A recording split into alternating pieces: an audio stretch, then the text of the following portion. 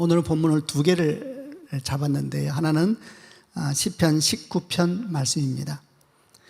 여호와의 율법은 완전하여 영혼을 소생시키며 여호와의 증거는 확실하여 우둔한 자를 지혜롭게 하며 여호와의 교훈은 정직하여 마음을 기쁘게 하고 여호와의 계명은 순결하여 눈을 밝게 하시는도다. 너무 좋지 않아요? 제가 다시 한번 읽어볼게요. 여호와의 율법은 완전하여 영혼을 소생시키며 여호와의 증거는 확실하여 우둔한 자를 지혜롭게 하며 여호와의 교훈은 정직하여 마음을 기쁘게 하고 여호와의 계명은 순결하여 눈을 밝게 하시도다. 아멘. 정말 이런 축복이 여러분에게도 저에게도 있기를 바랍니다. 또 덧붙여 이런 말씀합니다. 여호와를 경외하는 도는 정결하여 영혼까지 이르고 여호와의 법도 진실하여 다 의로우니 금 곧 많은 순금보다 더 사모할 것이며 꿀과 송이꿀보다 더 달도다. 아멘. 그리고 이 시편 19편 제일 마지막은 뭐라고 마무리가 되냐면 나의 반석이시오 나의 구속자이신 여호와여 내 입의 말과 마음의 묵상이 주님 앞에 연락되기를 원하나이다. 저는 구약에 있는 인물 중에 참 너무 귀한 분이 많지요. 그 인물 중에 우리가 지금 주제 삼는 큐티에 대한 얘기를 하면 제일 잘했던 분이 다윗 같아요. 다윗의 시편은 얼마나 많은 부분을 기록해 놓았는데 여러분 느끼시겠습니다만은 시편을 읽다 보면요, 다윗이 쓴 시편을 들어보면 마음이 달라지는 거 안 느끼세요? 저는 다윗이 쓴 시편을 대하면 마음이 달라져요. 다윗이 쓴 시편을 읽을 때마다 그의 삶이 막 느껴져요. 그가 하나님 앞에서 얼마나 몸부림치며 살아왔는지, 그가 얼마나 주의 말씀을 붙잡고 힘차게 걸어왔는지, 그가 얼마나 참 많은 어려움과 위기를 맞이했음에도 주와 함께 걸어왔는지, 이런 것들이 정말 그의 표현 하나하나에 느껴져서 저는 뭐 다 귀한 분들이지만은 특별히 우리가 지금 말하려고 하는 큐티 말씀과 함께 걸어왔던 분 중에 정말 다윗 같은 사람이 또 있을까 할 만큼 생각하곤 합니다. 원래 이 시편 19편이 너무 아름다워서 C.S. 루이스가 이에 대해서 말하기를 그가 이제 시편 묵상이라는 책을 썼는데 그런 표현을 썼었어요. 이 땅에 있는 위대한 서정시 중에 하나가 시편 19편일 것이다. 자, 그분이 겸손하게 쓰신 것이죠. 얼마나 이 시편이 아름다운지 몰라요. 처음 시작을 어떻게 하냐면 하늘이 하나님의 영광을 선포하고 궁창이 그의 손으로 하신 일을 나타내는도다. 날은 날에게 말하고 밤은 밤에게 지식을 전하니 언어도 없고 말씀도 없으며 들리는 소리도 없으나 그의 소리가 온 땅에 통하고 그의 말씀이 세상 끝까지 이르도다. 하나님이 해를 위하여 하늘에 장막을 베푸셨도다.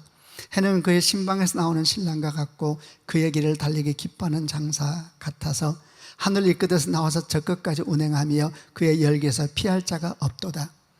천지 창조에 대한 말씀하시면서 또 말씀에 대한 얘기를 해요. 그의 소리가 온 땅에 통하고 그의 말씀이 세상 끝까지 이르도다. 하나님의 말씀으로 천지를 창조하셨다네요. 그걸 다윗이 하늘의 별을 보고 달을 보면서 하나님 묵상할 때 깊이 느껴졌나 봐요. 그러니까 곡절을 붙여서 노래한 것이죠. 얼마나 아름다운지 모르겠습니다. 창조가 너무 아름답고 주의 손길이 너무 아름답고 그 손길이 자기를 덮고 있는 거잖아요. 너무 아름답고 너무 감사합니다. 이렇게 천지 창조에 대한 아름다움을 이야기하면서 하나님 말씀, 그의 당신의 소리가 온 땅에 통합니다. 이런 표현을 써요. 온 땅을 덮고 있습니다. 이러고 난 다음에 바로 이어서 연이와 같은 흐름이죠. 우리가 읽었던 여호와의 율법은 완전하여 영혼을 소생시키며 여호와의 증거는 확실하게 우둔한 자를 지혜롭게 하며, 이런 이제 말씀에 대한 고백이 쭉 진행되고 있거든요. 그러니까 시편 19편은 하나님의 창조가 얼마나 아름다운 줄을 노래하면서 그 한가운데는 말씀의 생명력, 그 말씀의 생명력이 창조 때만이 아니라 지금 내 삶에도 동일하게 일하고 있다는 고백을 하는 거잖아요. 내 영혼을 소생시키고 우둔한 자를 지혜롭게 하며 마음을 기쁘게 하고 또 여호와의 계명은 순결하여 눈을 밝게 하시도다. 아멘. 한 번 더 다시 축복합니다. 정말 주의 말씀 때문에 여러분 눈이 밝아지는 축복이 있기를 바랍니다. 특별히 오늘 주제를 하나님의 말씀 우리 눈을 밝게 하신다, 이제 이런 주제를 잡았는데 너무 복잡해요. 세상이 너무 정신이 없어요.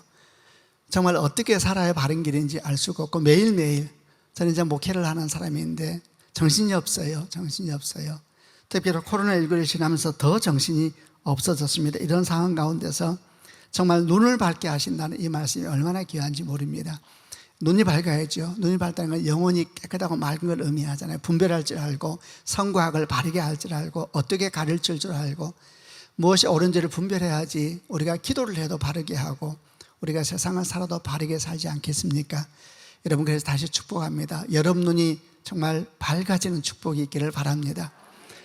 이런 전제를 가지고 다윗이 참 이렇게 아름다운 사람이었구나, 이 사람처럼 우리가 지금 말하는 말씀 가운데 깊이 묵상하고 머문 사람이 있었을까, 이런 생각을 하면서 그의 삶 가운데 아주 중요한 한 사건이었던 골리앗 얘기를 좀 해보려고 하는데, 너무 잘하는 말씀이죠.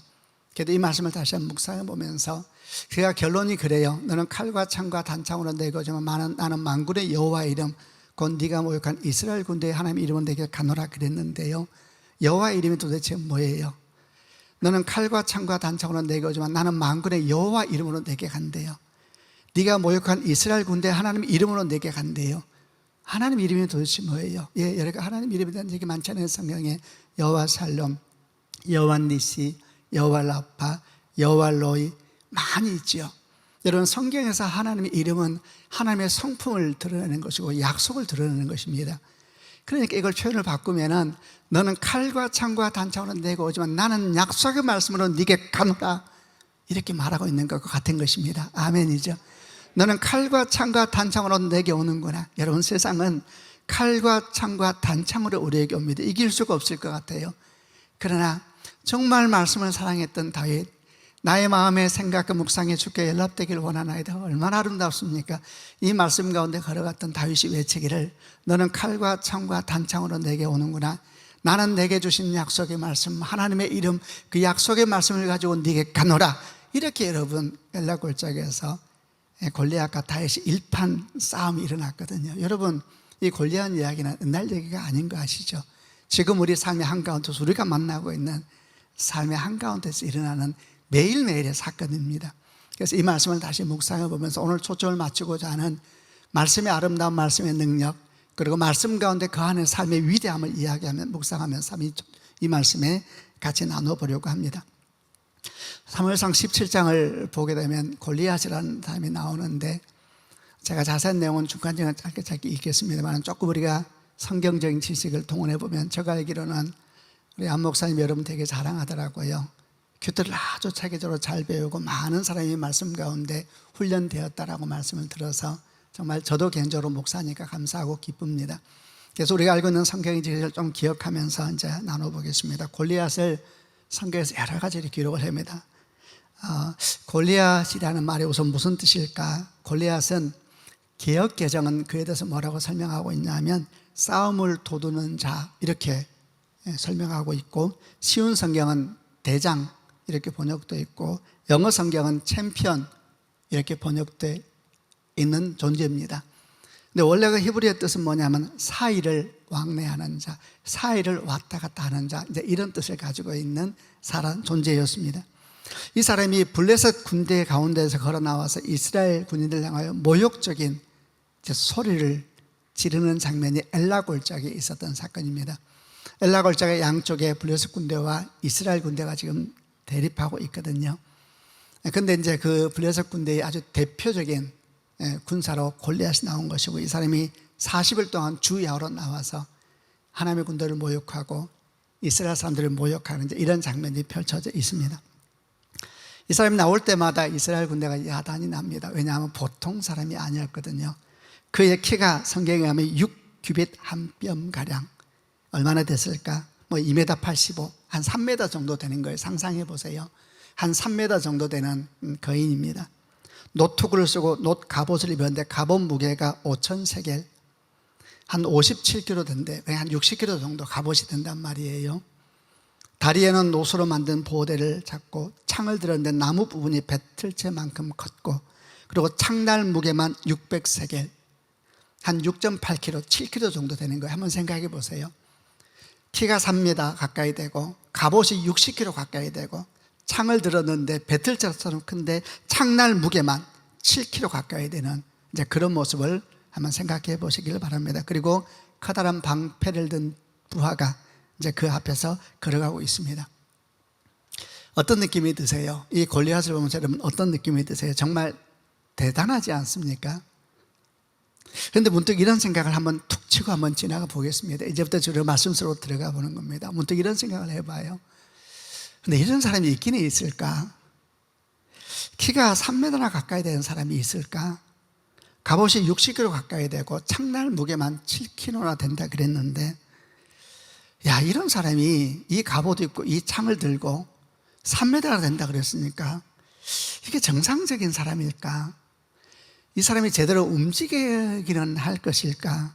혹시 이 사람 전쟁에 싸우는 용사가 아니라 바람잡이 아니야? 이런 생각이 언뜻 지나가는데, 어쨌든 그 생각을 잠깐 마음에 심어두고 계속 한번 들어가 보겠습니다. 어쨌든 이제 성경 보니까 이 골리앗은 이스라엘 군사들에게는 괴물이었습니다. 괴물. 그러니까 골리앗이 나와서 한번 소리를 지를 때마다 성경은 뭐라고 하느냐 하면, 이스라엘 군사들, 하나님의 군대라고 하는 그들은 도망가서 언덕에 숨고 바위 뒤에 숨고 나무 뒤에 숨고 그러기를 40일 동안이나, 성경은 분명히 말해요. 조속으로 나왔다 그래요. 아침 저녁으로 나와서 이렇게 하니까 이제 정신없이 숨고 막 이러기를 40일을 반복됐다 그랬습니다.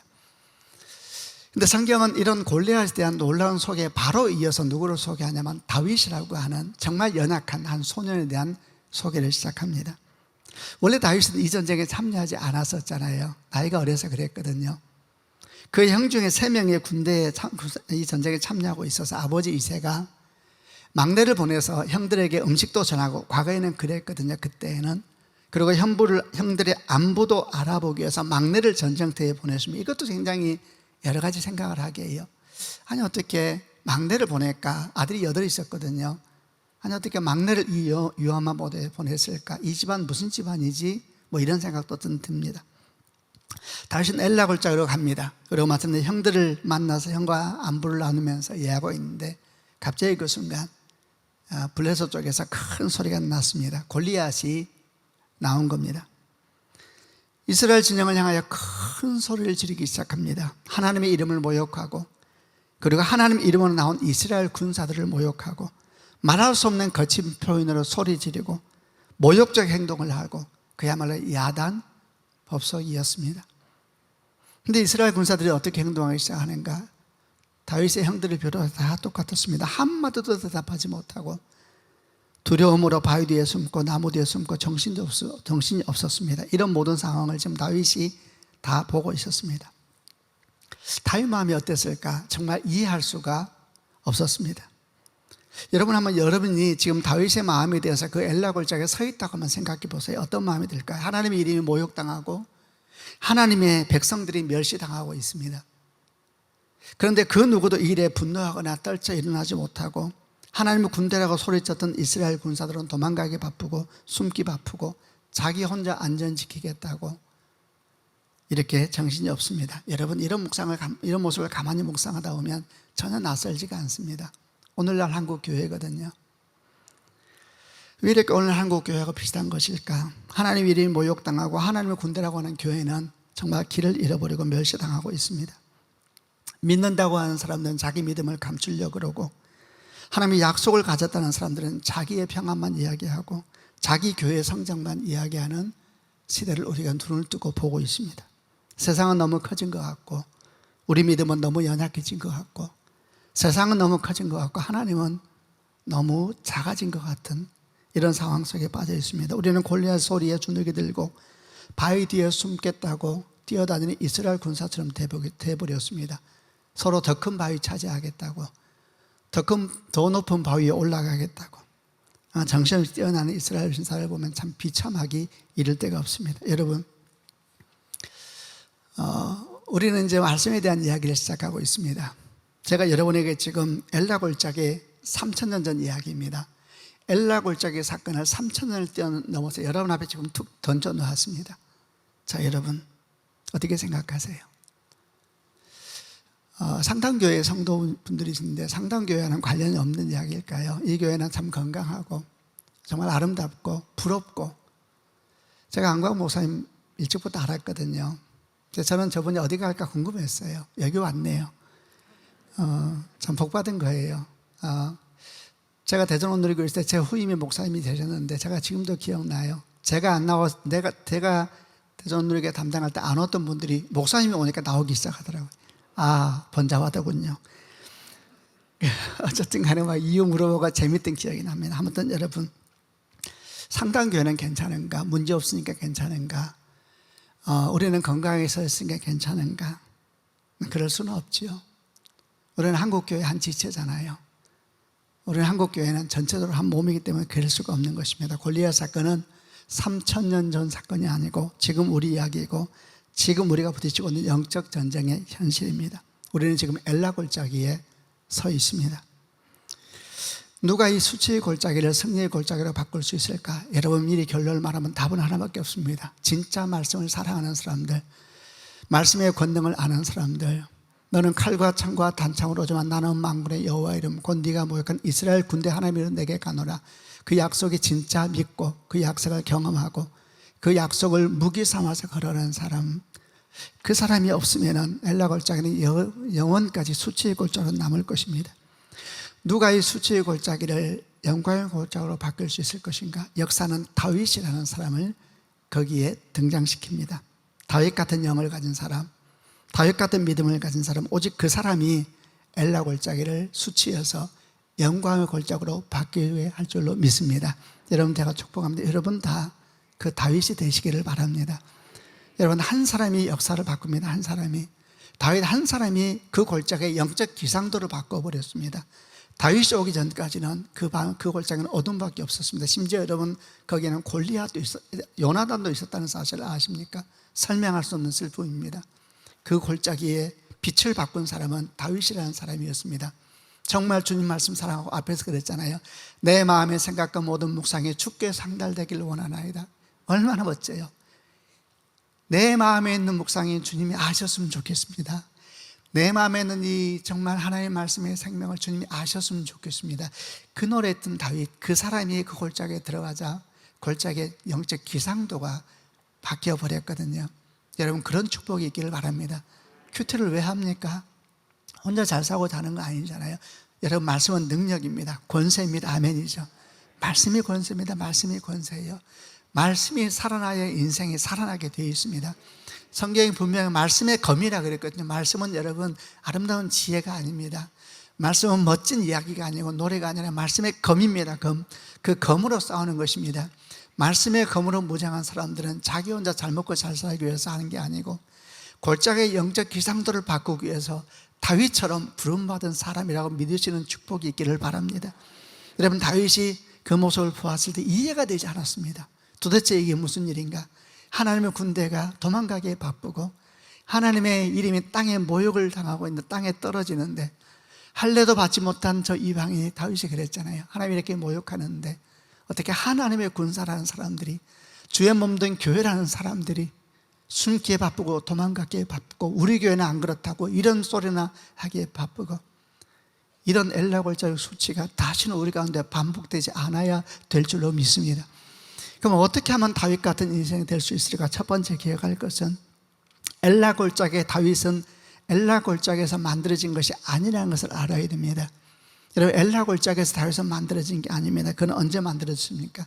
홀로 주 앞에 머물렀던 그 긴 시간, 홀로 머물렀던 그 긴 시간에 그가 다윗으로 태어나고 있었다는 것을 우리가 잊지 말아야 합니다. 사무엘상 17장 32절부터 37절까지 한번 보려고 합니다. 제가 32절 읽겠습니다. 한 절씩 교독하겠습니다. 다윗이 사울에게 말하되 그로 말미암아 사람이 낙담하지 말 것이라. 주의 종이 가서 저 블레셋 사람과 싸우리이다 하니. 33절 사울이 다윗에게 이르되 네가 가서 저 블레셋 사람과 싸울 수 없으리니 너는 소년이요 그는 어려서부터 용사임이니라. 다윗이 사울에게 말하되 주의 종이 아버지 양을 지킬 때에 사자나 곰이 와서 양떼에서 새끼를 물어가면 내가 따라가서 그것을 치고 그 입에서 새끼를 건져내었고 그것이 일어나 나를 해하고자 하면 내가 그 수염을 잡고 그것을 쳐 죽였나이다. 주의 종이 사자와 곰도 쳤은즉 살아계시는 하나님의 군대를 모욕한 이 할례받지 않은 블레셋 사람이리이까 그가 그 짐승의 하나와 같이 되리이다. 또 다윗이 이르되 여호와께서 나를 사자의 발톱과 곰의 발톱에서 건져내셨은즉 나를 이 블레셋 사람의 손에서도 건져내시리이다. 사울이 다윗에게 이르되 가라 여호와께서 나와 함께 하시기를 원하노라. 다윗이 이해할 수가 없었습니다. 그래서 그가 나서겠다 그럽니다. 이 사람이 진짜 용사니까요. 이 사람이 진짜 검을 가진 사람이니까요. 그가 나서겠다 그러자 사울왕이 말리기 시작합니다. 그가 이런 말 합니다. 너는 골리앗 상대가 아니자. 아무런 대안이 없는 사울왕이 나서겠다고 싸우는 사람을 말리고 있으니까 정말 답이 아니라 생각했나 봅니다. 그러니까 다윗이 정말 아니었나 봐요. 사울왕이 보기에 정말 게임이 되지 않는 상황. 사울왕이 다윗에게 골리앗을 자세히 설명해 줍니다. 그의 설명이 뭐라는지 아세요? 이렇게 말합니다. 다윗, 넌 안 돼. 골리앗이 누군지 아니? 그는 어려서부터 용사야. 이렇게 말합니다. 그는 어려서부터 용사야. 이 사울의 말을 꼭 기억하고 계시길 바랍니다. 여러분, 이 한마디가 아주 분명합니다. 너와는 근본이 다르다는 이야기죠. 사울왕은 말씀을 모르는 사람입니다. 말씀의 권세를 모르는 사람입니다. 말씀을 가진 자의 능력을 모르는 사람이다. 이 사람은 하나도 안 보이는 거예요. 하나도 안 보이는 거예요. 그러니까 사울왕이 너와는 근본이 다르다. 예, 사실 근본이 달랐죠, 완전히. 그러나 사울왕이 보는 것과는 다른 근본이 있었는데, 사울왕은 왜? 눈이 안 밝으니까요. 눈이 밝은 사람이 아니거든요. 분별력이 없거든요. 너는 절대 골리앗의 상대가 되지 못한다. 여러분, 그러나 다윗은 전혀 다르게 말합니다. 그는 확신이 차 있습니다. 사울왕의 말에 놀라지 않고 흥분하지 않고 그는 당당하게 말했습니다. 왕이시여, 왕의 종인 제가 아버지의 양떼를 지킬 때, 이 얘기가 시작됩니다. 여러분, 다윗이 언제 다윗 됐는지 아세요? 홀로 주 앞에서 몸부림칠 때, 그때는 사실 다윗으로 태어나고 있었거든요. 여러분, 홀로 하나님 앞에 있다는 것은 여러분 뭐라고 묵상하든 간에 하나님과의 깊은 씨름이잖아요. 우리말로 하면 지금 우리가 주절에서 아무튼 묵상하면 큐티죠, 큐티. 말씀을 붙잡고 씨름하고, 말씀 가운데 하나님의 말씀 때문에 세상에서 또 씨름하고, 홀로 있을 때 이게 중요한 거예요. 왕의 종인 제가 아버지 양떼를 지킬 때 아무도 주변에 없었습니다. 홀로 있을 때에 깊은 어둠 속에서 홀로 양을 치면서 밤에 곰과 사자의 울음소리를 들으면서 홀로 주 앞에 눈물을 흘리면서 기도할 때에 말씀을 따라 산다는 것이 뭔지 여러분 아시죠? 쉬운 것이 아닙니다.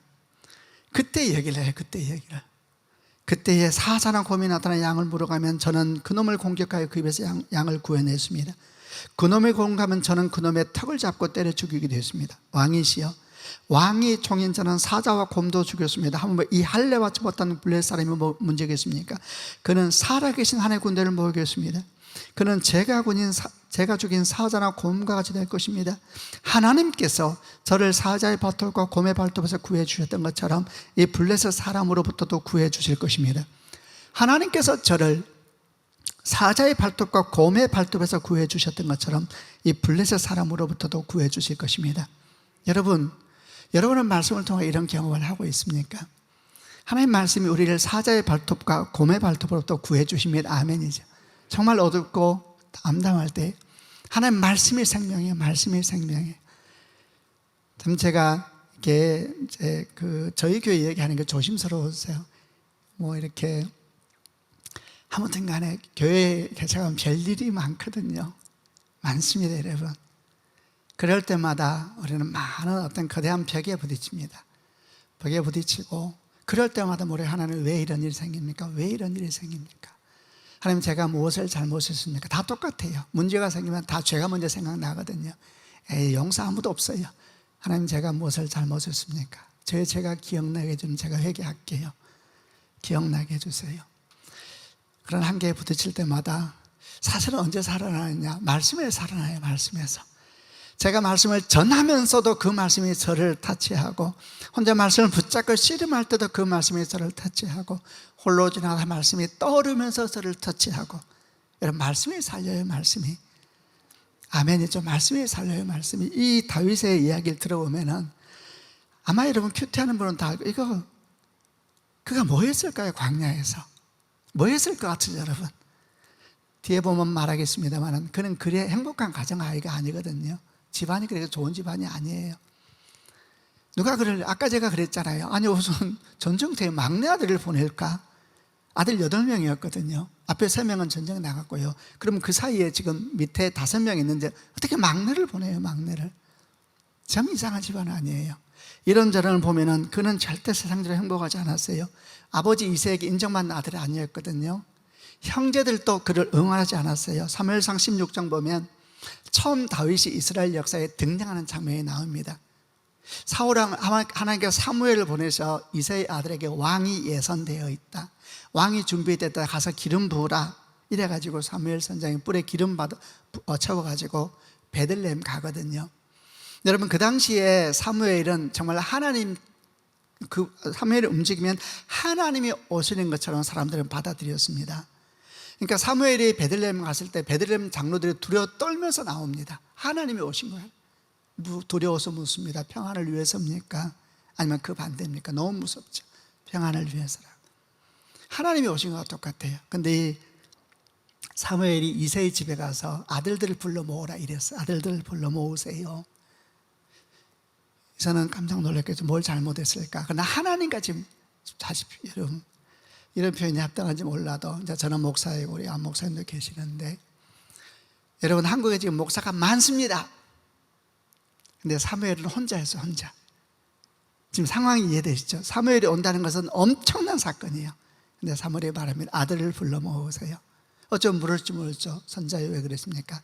하나님께서 아들을 축복해 줄 겁니다. 자, 여러분이라면 자식 불러 모으겠어요? 안 모으겠어요? 불러 모으죠, 당연히. 그래서 한 명 하면 옵니다. 그리고 이제 다윗이 딱 기도하려는 첫 번째 아들이 엘리압이었잖아요. 너무 괜찮은 거예요, 사람이. 그래서 다윗 생각합니다. 이 사람이구나. 역시 하나님 참 이런 사람을 택하는구나. 기름 부으려고 그러니까 하나님께서 말씀하셨죠. 그 사람이 아니다. 사람은 외모를 보고냐, 나 여호와는 중심을 보느니라. 아니죠. 그 다음에 두 번째 아들 들어옵니다. 아미나답이 들어오고, 세 번째 들어옵니다. 삼마가 들어오고. 다 아니에요. 그리고 다 지나갑니다. 아들 다 끝났어요. 온 아들 다.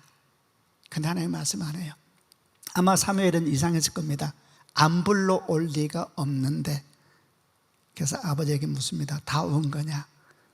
그러자 아버지 이새가 말했죠. 막내가 있습니다. 하가탄이라는 히브리어를 썼죠. 막내가 무슨 뜻인지 아세요? 여기 쓰인 단어가 귀여운 아이라는 뜻이 아니고, 안 와도, 굳이 안 와도 되는 아이라는 뜻이 있습니다. 어떻게 생각하세요? 하나님의 선지자가 하나님처럼 왔단 말이에요. 자식들을 보고 싶대요. 이게 얼마나 위대한 사건입니까? 그런데 아버지 이새가 생각합니다. 다윗은 안 와도 된다고. 어떻게 생각해야 돼 도대체? 다윗은 축복 안 받아도 된다고. 그 아이는 괜찮다고. 기도 안 해줘도 그냥 그 아이 그렇게 별로 미래가 없는 아이라고 이렇게 생각하는 것처럼 보여요. 그게 다윗이었습니다. 그게 처음 나타나는 모습입니다. 오늘 본문에서도 엘라 골짜기 형들에게 그 위험한 곳에 아버지의 말씀을 듣고 가서 형들의 안부를 전하고 음식을 전하잖아요. 근데 골리앗이 나왔을 때 다윗이 흥분하거든요. 이럴 수가 있느냐? 이럴 때 형들이 뭐라 했는지 아시죠? 형들이 뭐라 했어요? 들의 양들은 누구에게 맡겼느냐? 너 전쟁 구경하러 왔구나. 나는 네 교만과 마음의 완악함을 안다. 이해가 안 돼요. 어떻게 이런 일이 생겼어요? 오죽했으면 어떤 신학자들은 다윗이 혹시 배다른 형제가 아니냐라고 말할 정도였습니다. 여러분, 행복한 사람이 아니었습니다. 여러분, 그가 이 양떼를 지키고 혼자 있다는 것은 어떤 상황이겠어요? 아무도 돕는 자 없는 것입니다. 그가 그 광야에서, 광야는 무서운 곳이거든요. 그 광야에서 홀로 깊은 밤에 양떼를 지킬 때 멀리서 짐승 소리가 들려올 때 그는 뭐 했을까요? 정말 울부짖었겠죠. 하나님 앞에. 뒤에 나중에 물매 돌멩이 나오죠. 저는 생각합니다. 그가 그 돌멩이를 쥐어 잡으면서 끌어모으면서 얼마나 울었을까. 그 밤에 동행자는 한 분밖에 없었습니다. 내 마음과 묵상이 주께 연락되기를 원하는 하나님밖에 없었어요. 하나님밖에. 그는 하나님과 씨름하면서 그 광야의 시간을 보냈었거든요. 그 얘기합니다. 그 얘기 지금 다윗이. 내가 아버지의 양떼를 지킬 때에 내 하나님께서 나를 사자의 발톱과 곰의 발톱에서 구해 주셨습니다. 이 블레셋 사람으로부터 구해 주실 것입니다. 여러분 축복합니다. 이런 고백이 여러분 가운데 있기를 주님의 이름으로 축원합니다. 하나님과 정말 동행하고, 여러분 정말 하나님과 묵상하고 하나님과 함께 깊은 밤을 하나님께 걸었던 사람, 그 사람만이, 여러분 그 사람이 엘라 골짜기에서 다윗 골리앗이라고 하는 거인을 상대할 수 있는 사람이 되는 것입니다. 여기서 우리가 배울 것이 뭔가? 우리는 교회에서 큐티에 대해서 배우고 합니다만 진짜 큐티의 승부는 일상생활에서 나는 겁니다. 일상생활에서. 여러분, 승부는 교회가 아닙니다. 우리는 교회에서 나누기 위해서 묵상하는 게 아닙니다. 큐티 쉬어야 하기 위해서 내가 얼마나 영적인 사람인가를 위해서 묵상하는 게 아닙니다. 묵상은 용사로 준비되는 시간이거든요. 내 삶의 한가운데서 정말 곰의 울음소리가 들려오고 사자의 울음소리가 들려오는 그 한가운데서 다윗처럼 굳게 서기 위하여서 말씀을 붙잡고 씨름하는 것입니다. 그렇게 생각하면 여러분, 말씀 묵상이 얼마나 위대한 일입니까? 이 위대한 일들이 다시 한번 여러분 가운데 가득히 많은 축복이 있길 또 주님의 이름으로 축원합니다. 다윗은 자기 삶이 많이 슬펐다 그래서 지금 말한 것처럼, 그런데 말씀이 그와 함께 하니까 그는 자기 연민에 빠지지 않죠. 자기 열등감에 여러분, 자기 연민에 빠지면 안 됩니다. 눈물도 서러워서 자꾸 그런 사람이 있어요. 예, 저는 주님도 그런 눈물 다 받으리라 생각해요. 그러나 서러움의 눈물이 정말 기쁨의 눈물로 변화되는 축복이 있기를 바랍니다. 그 다리는 주의 말씀입니다. 말씀을 붙잡고 씨름할 때 다윗을 보세요. 그는 충분히 자기 연민에 빠질 수 있어요. 충분히 자기 연민에 빠질 수 있는, 얼마나 서러워요. 그러나 자기 연민에 빠지지 않고, 자기 절망에 빠지지 않고, 세상 탓하고 부모 탓하고 형제 탓하지 않고 그렇게 살았습니다. 위대하죠. 여러분, 세상은 전부 탓하는 적이 다 탓해요. 다 탓해요. 누군가 희생양을 찾는데 다윗은 여러분 어떻게 가능할까요? 그가 시편 23편에 말했잖아요. 여호와는 나의 목자시니 내게 부족함이 없으리로다. 그가 나를 푸른 초장에 누이시며 실만한 물거리에 인도하신도다. 시편 27편 10절에 이런 말씀도 있어요. 내 부모는 나를 버렸으나 여호와는 나를 영접하시리로다. 아멘이죠. 하나님의 말씀과 함께하고 광야에서 정말 사자의 울음소리, 곰의 울음소리에서 주와 함께 동행하고 몸부림치고 내 마음의 묵상과 내 마음의 생각이 주께 연락되기를 원하나이다 외쳤던 그 다윗이 말하는 겁니다. 아까 우리가 읽었잖아요. 여호와의 율법은 완전하여 영을 소생시키며 여호와의 증거는 확실하여 우둔한 자를 지혜롭게 하며 여호와의 교훈은 정직하여 마음을 기쁘게 하며 여호와의 계명은 순결하여 눈을 밝게 하시도다. 아멘. 이런 역사가 그에게 일어나게 되는 것입니다. 또 한 가지, 두 번째, 엘라골짜기의 이런 다윗과 같은 영성을 우리가 알기 위해서 우리가 무엇이 필요한가? 두 번째는 자기 영광이 아닌 것을 벗어버릴 줄 알아야 됩니다. 자기 영광이 아닌 것을, 이런 자기 영광이 아닌 것을 벗어야 돼요. 38절부터 40절까지 이제 이 부분 한번 읽어보겠습니다. 제가 38절을 읽겠습니다.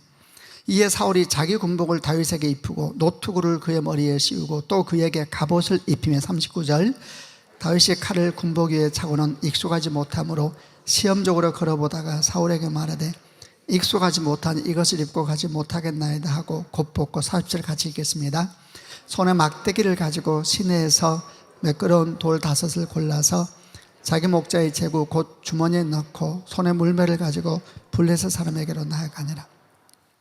사울왕이 감동을 받아요. 다윗의 말에. 이 사람이 보통이 아닌 걸 느꼈나 봐요. 너무 감동을 받아서 축복해 줍니다. 아, 그래, 내가 참 대단하구나. 축복해 주면서 그 축복의 증거로 뭘 주냐면 사울의 갑옷을 벗어, 자기의 갑옷, 그 갑옷을 벗어서 다윗에게 입혀주고 자기 투구를 벗어서 다윗의 머리에 씌워주고 자기 칼과 칼집을 풀어서 다윗의 허리에 메어 주었습니다. 그래서 다윗이 어떻게 보느냐, 갑옷을 써보고 사울의 갑옷, 사울의 투구, 사울의 칼을 차고 몇 걸음 걸어봤다 그래요. 막 걸어봤겠죠. 거추장스러웠습니다. 그는 알았습니다. 내 거 아니구나. 대단한 거예요. 내 영광 아닌 거 금방 알아봐요. 눈이 밝은 거예요. 눈이 밝은 거예요. 자기 영광이 아닌 걸 알아야 돼요. 자기 영광이 아닌 걸. 여러분, 자기 영광이 아닌 걸 알아야 됩니다. 그래야 진짜 영광이 그에게 찾아오는 것입니다. 아멘이죠. 자기 영광이 아닌 걸 알아요. 그래서 뭐라고 말하느냐, 이 옷 입지 않겠습니다. 이 투구 쓰지 않겠습니다. 이 칼도 갖지 않겠습니다. 너무 거추장스럽습니다. 마음대로 몸이 움직여지지가 않습니다. 그리고 옷과 투구, 칼과 칼집을 다 벗어버리죠. 놀라운 장면입니다. 왜 놀랍냐 하면 사실 이 사울왕의 갑옷과 투구와 칼은 단순히 칼 한 줄의 문제가 아니었거든요. 단순히 갑옷 하나의 문제가 아니었고 당시 이스라엘에서 앞뒤 내용을 보게 되면 이렇게 온전하게 갑옷과 투구 이런 것을 완전 무장을 갖춘 사람은 사울왕과 요나단밖에 없었다고 보이는 상황이었습니다. 그러니까 여러분, 이런 갑옷과 칼을 준다는 것은 엄청난 것입니다. 이건 뭘 말하는 것이냐, 다윗에게 네가 정말 너무 귀하구나 이러면서 말하기를, 네가 말하자면 승리할 수 있다면 너는 내 영광에 함께 참여하게 될 것이다 라는 얘기가 똑같은 거예요.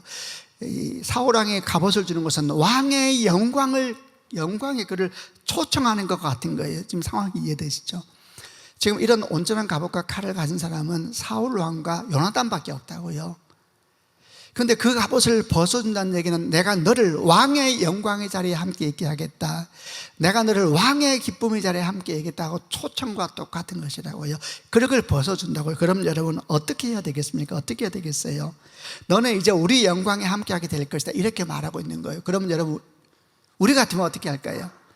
이래야죠. 엎드려 절을 하면서 감사합니다, 감사합니다, 지금 정말 최선을 다하겠습니다, 목숨을 걸고 싸우겠습니다, 이 갑옷과 투구의 영광에 누가 되지 않도록 제가 힘써 싸워서 승리를 왕께 돌려드리겠습니다, 뭐 이래야 되는 거 아니에요? 지금 우리는 대화가 되고 있나요? 너는 이제 우리 영광에 함께. 여러분, 다윗은 아무것도 없는 집안 출신입니다. 아무것도 없는 집안이에요. 그런데 왕이 그 갑옷과 투구를 그에게 입혀주는 순간 명확한 메시지입니다. 너는 우리와 영광을 함께 할 것이다, 내 영광이 너를 초청하겠다. 여러분, 그의 갑옷이 그를 증거하는 거거든요. 그게 세상입니다, 여러분. 그의 갑옷이 그를 증거한다고요. 그의 명함이 그를 증거하고 그의 직분이 그를 증거하고 뭐 이런 거잖아요. 그러면은 엎드려 절해야죠. 감사합니다, 감사합니다. 이 놀라운 갑옷, 이 영광의 갑옷은 누가 되지 않도록 최선을 다해서 승리하여서 왕께 영광을 돌려드리겠습니다, 그래야죠. 근데 다윗이 그렇게 안 해요. 막 걸어보더니 제게 아닙니다, 제게 아닙니다. 그래요. 이 모습을 꼭 기억해야 됩니다. 자신에게 맞지 않는 영광, 그걸 벗어버려야 되는데 문제는 그게 자기 영광이 아니라는 걸 아는 게 문제이죠. 여러분, 자기 영광이 아닌 것을 알아야 돼요. 축복도 똑같습니다. 여러분, 축복이 다 축복입니까? 기도에서 응답받으면 다 축복입니까, 여러분? 여러분 아시죠? 아닙니다. 다 축복이 아니에요. 분별할 수 있어야 되죠. 근데 여러분 이래요. 성경에 의하면 그걸 어떻게 분별할 수 있느냐? 하나님 말씀이 그 안에 있을 때 말씀의 분별력입니다. 아멘이죠. 말씀의 분별의 힘입니다. 근데 이게 문자적으로는 안 돼요. 하나님과 함께 말씀과 함께 살아왔던 사람에게 생기는 그 어떤 것이 있어요. 어느 날 저한테 어떤 분이 전화가 왔어요.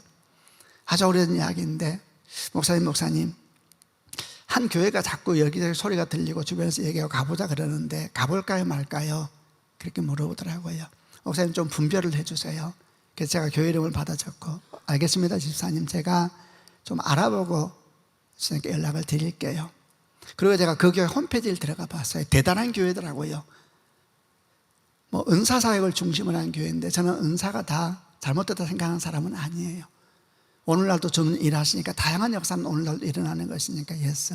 다만 홈페이지를 쭉 보다가 몇 가지를 이렇게 주목하게 됐어요. 그 홈페이지를 들어가 봤더니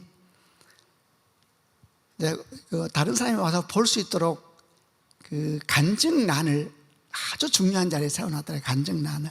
간증을 보라는 뭐 그럴 수 있죠. 그래서 다 읽어봤어요. 내용이 이렇더라고요. 내용이 다 이래요. 그 교회 성도들이 적어놓은 것인데, 나는 그때 제가 온누리교회에 있었으니까 나는 온누리교회를 10년 이상 다녔다. 그런 하나님을 만나지 못했다. 또 어떤 사람, 나는 사랑의 교회를 15년 다녔다. 나는 하나님을 만나지 못했다. 대형교도 이름 쭉 말하면서 말을 말합니다. 나는 뭐를 맺는, 나는 하나님을 만나지 못했다. 근데 이 교회 와서 나는 하나님을 만났고서 막 그런 얘기를 꽉 차서 다 읽어봤어요. 그리고 제가 이런 생각을 했어요. 이 교회 좀 재밌는 교회다. 이 교회 목사님은 자기가 하고 싶은 얘기를 사람들에게 하게 하는구나. 그리고 계속해서 보여주고 있구나. 다른 걸 쭉 보면서 이런 느낌이 들었어요. 아, 이 교회는 이단은 아닌데 대단히 위험한 교회고 머지않아 문제가 생기겠구나. 여러분, 제가 특별한 영적 은사가 있는 것이 아니라 분별이 됩니다, 여러분. 저는 그 외에도 있었어요. 두 분이 저를 찾아왔어요. 아주 굉장히 큰 선교단체예요. 꼭 같이 하기를 원한다 그러더라고요. 제가 또 온누리교회에 있었으니까 사실 디렉터니까 교회가 크잖아요. 그래서 아마도, 근데 제가 그분을 가만히 보니까 뭔지 모르는 조심스러운 마음, 제가 이상한 사람이 아니에요. 모르겠더라고요. 그래서 제가 저희는 아닌 것 같습니다 생각했어요. 머지않아 문제가 생기리라. 문제가 다 생기더군요. 제가 어저께 전화를 받았어요. 집사님 말씀한 홈페이지 제가 들어가 보았는데 집사님, 저한테 답을 구하지 말고 집사님 말씀 많이 묵상하는 분이고 기도 많이 하는 분인데 홈페이지를 들어가 보고 저한테 전화하세요 그랬어요. 제가 생각한 것이 있어요. 여러분, 눈이 밝아집니다. 이게 지금 신비한 은사를 말하는 게 아니에요. 말씀을 따라 고민하고 말씀 때문에 울고 말씀 때문에 아파하고 말씀을 따라 살려고 몸부림쳐 본 사람들은 압니다. 설명할 수 없는 그 뭔가가 생겨요. 그러면 분별력이 임합니다. 분별력이. 뭐라 설명할 수 없는 그것이 느껴져요. 몇 시간 뒤에 집사님 전화 왔더라고요. 목사님, 집사님 들어가 보셨어요? 예, 들어가 봤습니다. 어때요? 예, 목사님 알겠습니다. 제가 말해서 그래요, 뭐 집사님 이단은 아닌데 아마 곧 문제가 생길 겁니다. 아니면 하니까 좀 있으니까 교회 이름을 바꾸더군요. 또 몇 년 전에 또 교회 이름을 바꾸더군요. 지금도 바꾼 교회를 열심히 하고 있더라고요. 여러분, 영광이 와요. 근데 그 분별해야 돼요. 분별해. 근데 여러분, 그거는요, 분별이라는 것은 성령께서 갑자기 주셔서 분별의 은사를 주실 수도 있겠죠. 그러나 대부분 그렇지 않아요. 말씀이 우리 가운데 운행하면서 안에 뭔가가 생겨요. 저는 그걸 은사라고 말하기보다는 말씀이 주는 눈인 것 같아요. 오늘 다윗이 말했잖아요. 눈을 밝게 한다. 그래서 제가 여러분 설교를 준비하면서 오늘 시편 19편을 많이 바라보았거든요. 참 이 말씀이 좋다, 맞다. 하나님의 말씀을 묵상하다 보면 신비한 게 생겨요. 저는 이상한 얘기를 하는 게 아니에요. 여러분 알잖아요. 여러분들 자녀들을, 여러분 자기 자녀에 대해서 부모가 제일 어떻게 잘하는지 아세요? 사랑하니까 하는 거예요. 24시간 애를 생각하잖아요. 그러면 애 딱 보면 합니다. 몰라요? 봐도 모르겠어요. 청소년기인가 보죠. 이러면 딱 보면 알아요. 알죠? 어린애들 응어리 하잖아요. 응어리. 엄마는 압니다. 은사예요. 그게 은사입니다. 사랑입니다. 사랑. 엄마는 응어리 소리를 압니다. 배고픈가 봐. 어떻게 알아? 엄마는 아닙니다. 그렇죠? 사랑이요, 사랑. 말씀을 묵상하고 말씀과 씨름하고 말씀 때문에 아파하고, 예, 그러면은 신기한 일이 생겨요. 압니다. 근데 다윗이 딱 알아요. 내 영광 아닙니다. 정말 위대한 순간이라 생각해요. 이거 이길 수 있는 사람 없습니다, 여러분.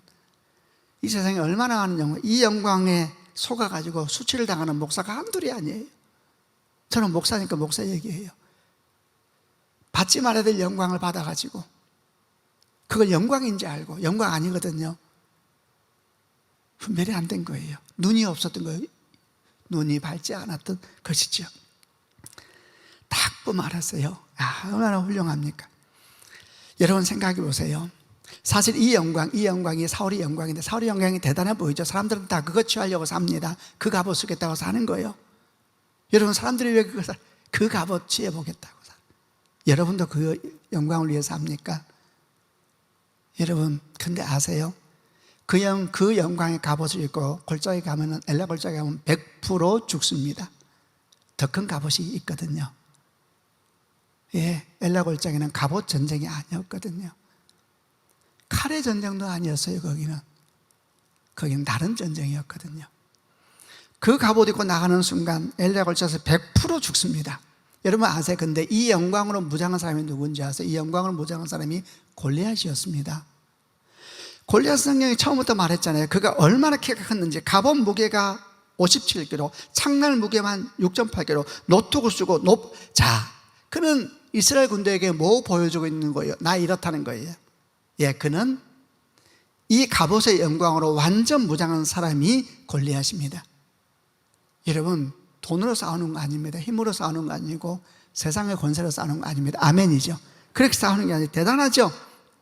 이 엄청난 골리앗이 이 갑옷 입고 이스라엘 군대 앞에 와서 막 소리 지를 때마다 이스라엘 군대는 정말 정신없이 도망다녔죠. 막 그 창에 맞으면 수십 명이 한꺼번에 날아가 버릴 것 같고, 그 갑옷에 부딪히기로 하면 자기는 튕겨나가 버릴 것 같은 이런 두려움 속에 막 도망쳤죠. 사울왕도 도망치고 요나단도 도망치고 다 도망쳤습니다. 그리고 무슨 생각이 있을까요? 이런 생각이었죠. 왜 우리한테는 저런 용서 없을까? 왜 우리 교회에는 저런 사람 좀 없을까? 우리한테는 저렇게 엄청난 갑옷, 칼과 창과 무장한 사람, 우리한테 저거 있으면 우리 이기는데. 완전 착각. 그런 골리앗이 얼마나 부러웠을까요? 부럽다 부럽다, 저 용사 부럽다. 그런데 여러분, 충격적인 사실이 있습니다. 사실 골리앗은 용사가 아니었습니다. 골리앗을 용사라 부른 사람이 한 사람 딱 나옵니다. 누군지 아세요? 사울 왕이 그를 용사라고 이름 붙였습니다. 성경은 그를 용사라 말한 적이 없습니다. 처음에 제가 말했죠. 사이를 왔다 갔다 하는 자. 그는 바람잡이였던 겁니다. 바람잡이. 여러분 생각해 보세요. 두일사를 왔다 갔다 하는 상대방을 겁주는, 여러분, 그래서 키가 3m 가까이 돼요. 갑옷을 썼는데 어떻게 전쟁이 돼요? 이게 안 됩니다. 여러분, 거짓 위험, 속이는 영, 골리앗은 정확하게 사탄의 모습입니다. 그러니까 성경이 뭐라고 말하냐? 골리앗을 안 싸웁니다. 골리앗은 위협만 합니다. 위협만, 조석으로 위협했다 그랬어요. 그리고 들어갑니다. 힘드니까 와 하면 지들이 알아서 숨는 거예요. 막 지들이 알아서. 그러면 골리앗이 힘들어 죽겠네. 그리고 뒤에 가서 숨는 거예요. 앉아 숨는 거예요. 바람잡이에서 바람잡이, 거짓 용사, 속이는 영. 그리고 이 속이는 영의 힘은 뭐냐? 스스로 낙담하게 하는 것. 스스로 낙담하게 하는 영의 골리앗입니다. 이게 정확하게 성경하는 사단의 모습입니다. 자, 누가 골리앗을 용사되겠다고요? 골리앗의 갑옷이 부러운 사람들, 골리앗의 창이 부러운 사람들, 사울왕과 같은 영성을 가진 사람들. 그들은 왜 지금도 말합니다. 골리앗은 어릴 때부터 용사다. 사울왕의 평생 꿈이 뭔지 아시죠? 이스라엘의 위대한 왕이 되는 것이었습니다. 멋진 갑옷 입고, 멋진 투구 쓰고, 멋진 칼 쓰고, 위대한 이스라엘 왕이 되는 것 꿈이었다. 이 사람 절대 골리앗 못 이깁니다. 수많은 이스라엘 군사들이 골리앗 되지 못해서 억울해하고, 오늘날 교회도 똑같습니다. 여러분, 수많은 사람들이 말해요. 교회 힘이 골리앗이라고. 이런 거짓말이 어디 있어요? 그런데 여러분, 이런 골리앗의 실체를 한눈에 알아본 사람이 있었습니다. 누굽니까? 다윗이 알아봅니다. 다윗이 한눈에 알아봅니다. 다시 시편 19편을 말하지 않을 수가 없어요. 여호와의 계명은 순결하여 눈을 밝게 하시도다. 한눈에 알아봅니다. 한눈에 딱 알아봐요. 한눈에 알아봅니다. 골리앗 보니까 딱 바람잡이구나, 속이는 영이구나, 거짓 역사구나. 실체를 하니까 하나도 안 들어요. 어떻게 알았을까요? 어떻게? 영이 다른 것이죠. 정확히 말하면 오늘 시편 19편의 대답이 그대로 나옵니다. 다른 영이 있어요. 다른 영. 그리고 무엇보다 그는 누구였느냐? 긴 밤 외로울 때 말씀과 씨름했던 사람이었거든요. 제가 19편 끝에 있는 말씀 했잖아요. 나의 반석이요 나의 구속자이신 여호와여, 내 입의 말과 마음의 묵상이 주께 연락되길 원하나이다. 이런 고백하려면 그가 정말 그렇게 걸어왔던 사람인 게 느껴지지 않습니까? 그는 정말, 그러니까 그가 골리앗을 향해서 달려갈 때 이렇게 말하는 것입니다. 너는 칼과 창과 단창으로 내게 오는구나. 나는 만군의 여호와의 이름 곧 네가 모욕한 이스라엘 군대의 하나님의 이름으로 내게 가노라. 여호와의 구원하심에 칼과 창에 있지 아니함을 이 무리에게 알게 하리라. 전쟁은 여호와께 속한 것인지 그가 너희를 우리 손에 붙이시리라. 제가 처음 말했죠. 네가 모욕한 이스라엘 군대의 하나님의 이름으로 내게 간, 하나님이 뭡니까? 여호와 니시, 여호와 라파, 여호와 샬롬, 여호와 로이. 다 약속의 말씀입니다. 약속의 말씀. 하나님 말씀으로 네게 가노라 하는 얘기입니다. 이게 하나님 말씀으로 나는 네게 가노라. 세상은 칼과 창과 단창으로 우리에게 오지만 우리는 뭐로 싸워야 됩니까? 약속을 붙잡고 살아야 됩니다. 아멘이죠? 할렐루야. 여러분, 이런 분별력 우리 가운데 있기를 주 예수 그리스도 이름으로 축원합니다. 한눈에 알아봐야 돼요. 칼과 창의 전쟁이 아닙니다. 칼과 창의 전쟁. 여러분, 칼과 창 나가면 바로 죽습니다. 바로 죽습니다. 교회는 말씀으로 무장해야 되고, 여러분, 큐티라는 말이 이상한 말이 아니고 사실 말씀과 씨름하는 게 큐티 아니에요. 말씀과 씨름하고 말씀대로 살려고 하는 게 큐티 아니에요. 여러분, 제가 말했잖아요. 큐티는 나누기 위해서 하는 것이 아니라 말씀대로 살고자 하는 몸부림이 큐티거든요. 아멘이죠? 여러분, 그러면 눈이 밝아지게 되고 분별하게 되고, 그러면은 진짜 승부처가 어딘지를 알게 될 줄로 믿습니다. 이런 사람이 엄마가 되면 그 집안이 복을 받는 것입니다. 아멘이죠? 이런 사람이 아빠가 되면 그 집안이 복을 받을 수밖에 없어요. 왜냐하면 분별하는 사람이 집안에 있으니까요. 분별하는 사람이 있어요. 분별하는 사람이. 제가 아는 목사님 어머님이 평생 말씀과 살았던 사람이에요. 근데 이 아들이 공부를 잘하는 사람이었어요. 근데 그냥 말하면 좋은 명문대 시험치는데 떨어졌어요. 그리고 원하지 않는, 거기도 명문대였지만 면하지 않는 대학에 들어갔어요. 그리고 힘이 빠져 하나도 없이 집에 들어가자 엄마가 말했어요. 아들아, 나는 알고 있었단다. 제가 지금 은사를 얘기하는 게 아니에요. 아들아, 나는 알고 있었단다. 너무 낙심하지 마라. 주께서 인도하신 것이다. 와, 이런 걸 들을 때에 뭐 특별한 은사가 임했나 보다. 아니요, 평생 말씀과 살았던 할머니니까요. 평생의 말씀을 살았대요. 평생 말씀과 씨름하고 말씀 때문에 울고 말씀 때문에 아파하고 그는 용사가 되어 있었던 거예요. 나는 칼과 창과 단창을 오는구나. 나는 네가 모욕한 이스라엘 군대 하나님의 이름, 그 말씀, 그 약속으로 네게 가노라. 그리고 뭐라 말했어요? 전쟁이 칼과 창에 있지 않으면 이 무리에게 알게 하리라. 이 무리가 누구라고 생각하세요, 여러분? 이 무리가 누굴까요? 블레셋 사람일까요? 저는 그렇게 생각하지 않습니다. 블레셋과 무슨 관계가 있어요, 다윗이? 블레셋 사람에게 한 말 아닙니다. 하나님의 군대라고 하면서 갑옷 부러워서 잠 못 자고 있는 저 사람들, 하나님의 군대라고 하면서 하나도 영적 분별력이 없고 하나님의 군대라고 하면서 말씀의 권능도 모르고 숨기 바쁘고 자기 혼자 살겠다고, 우리 교회는 괜찮다고, 우리는 다른 교회하고 달라요, 이런 말이나 하면서 더 큰 바위 뒤에 숨겠다고 뛰어다니는 저 그리스도인들, 이스라엘 군인들이 한 말이죠. 이게 왜 블레셋 사람에게 이런 말을 해요? 블레셋 사람은 하나님의 사람이 아닌데요. 칼과 창에 있지 않으면 이 무리에게 알게 하리라. 하나님의 백성이면서도 진짜 무기가 뭔지를 모르는 저 사람들, 하나님의 군대라고 하면서도 무기 하나 없이 살고 있는 저 사람들. 여러분, 계시록 10장을 보면요, 한 2, 3분만 더 해도 돼요?